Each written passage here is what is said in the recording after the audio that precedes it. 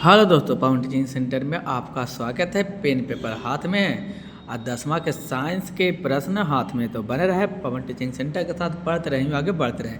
जैसा कि क्वेश्चन दिखाई दे रहा क्वेश्चन करा, मानव मस्तिष्क की संरचना का वर्णन करें। मानव मस्तिष्क की संरचना का क्या करने के लिए करा? वर्णन करने के लिए करा।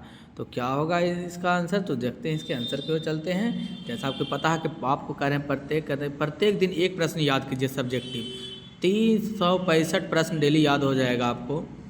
उससे ज़्यादा प्रश्न में आएगा ही नहीं, गारंटी हम आपको साथ कहते हैं। आपको भी पता होगा कि 365 प्रश्न में 15 पैराग्राफ टैली कर जाएगा, जो आप बना के चलाइएगा।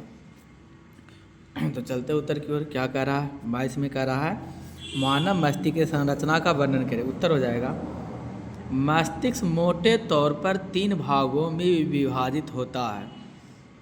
मस्तिष्क है मोटे तौर पर 3 भागों में विभाजित है। 2 नंबर का प्रश्न है, इसलिए 2 ही नंबर जैसा लिखेंगे, दीर्घोत्तरी जैसा इसको नहीं लिखेंगे।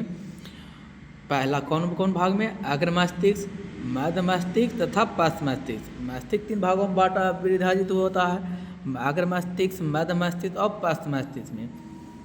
करा अग्र मस्तिष्क मुख्यतः प्रमस्तिष्क का बना होता है। अग्र मस्तिष्क होता है जो मुख्यतः प्रमस्तिष्क का बना होता है। मध्य मस्तिष्क में कोई और विभाजन नहीं होता है। मध्य मस्तिष्क में कोई और दूसरा जो विभाजन नहीं होता है, कोई और विभाजन नहीं होता है। पश्च मस्तिष्क नहीं होता है।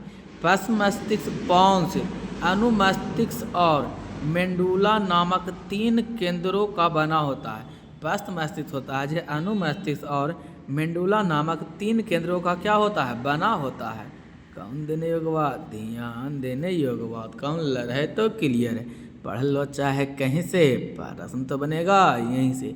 कौन से? पीटीसी।